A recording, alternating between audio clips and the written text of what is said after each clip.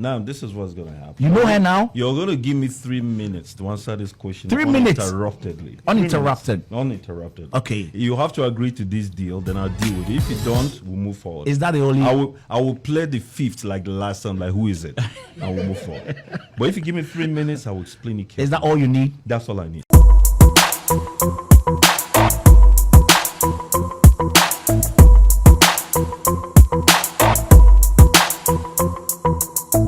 Okay, and I'm glad we are doing this on the Star Drive. Exclusive. Exclusive. Now, this is what... How is Nadia Buari? I will address this for now, and that's it. And for the last time? For the last time. It will never... If that question ever arises anyway, I'll shut it down. Okay, great. And thank you for giving us this opportunity exclusively. Good. Okay. So after this platform, you will not respond to it anywhere again. No, I will not respond to it ever. Okay. I promise you. What happened in that conversation, that podcast conversation? Now, listen. I just finished my directorial debut. Right. And they reached my team and said, TikTok reached my team and said they would like an exclusive between me, Chidi Mokeme, and Kate Henshaw. I'm giving you the backstory real quickly.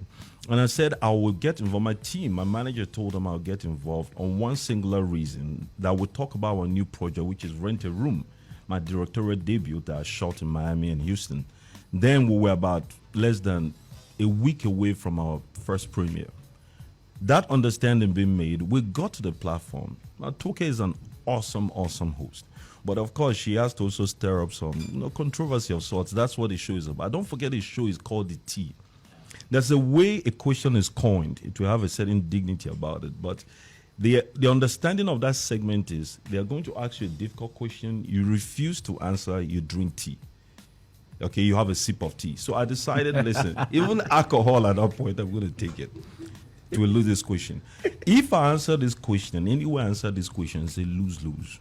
And I will explain very carefully why it's a lose-lose. Right. If I were to glorify this conversation, okay, and say, hey, glowing things about it, it would be at the detriment of the person I'm with. Yeah. And also at the detriment of the person she's with. Yeah. Which husband wants to hear about an ex talking about sexual explicity with the person he is with? Yeah. People don't even understand that this was an act of respect. Yeah. You understand me? Because I'm beginning to think that common sense is an anathema in the court of social media and people that use the internet, they get emotional for no reason. If a 10-second clip, you refuse to see the stretch of the clip to have a full, wholesome understanding of a matter before you comment. They didn't show the part where I was saying, hey, guys, this was not the agreement. The understanding was that I'm supposed to have a full-blown conversation about very serious issues. But here you are talking about a mother of 5 or 6 kids at this point that's married to another man. And I'm also evidently with somebody. And you want me, and the question was that, have you had sex with her? People don't even get that part. They were asking certain explicit questions that if I were to answer, first of all, if I talk glowingly about it, at the end of the day, I will look bad with the person I'm with. She's going to look bad with the person she is with. Now, if I were to talk derogatorily about it, talk down on it, what kind of a man would I be?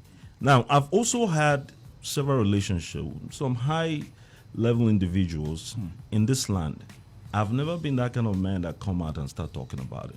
In a few years, our kids between us are going to have access to the internet. And what do you want them to unearth every time they go there? That I'm the kind of man that was there talking about an ex.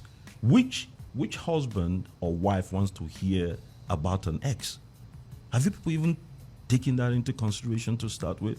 And if you were to say, listen, I don't want to talk about this thing, it will look defensive. It will look like I have something to hide. Then that will also unearth another barricade of questions.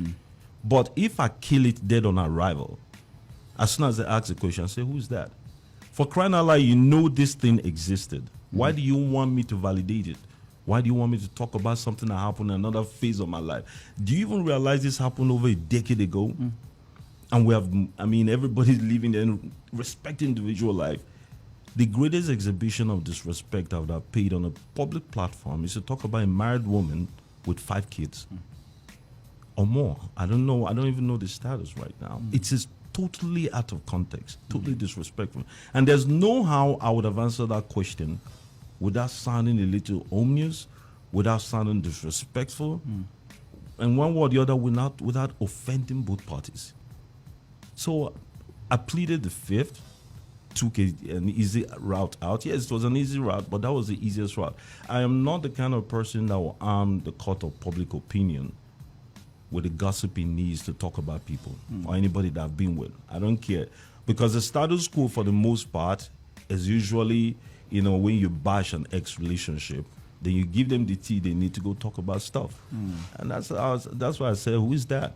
If you don't know who is that, then who it is or whatever existed about 10 years ago, then you do have a problem because you're not going to hear from me.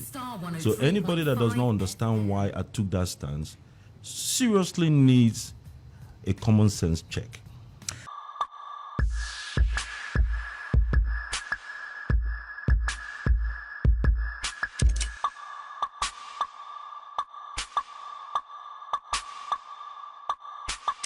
Funbasetv.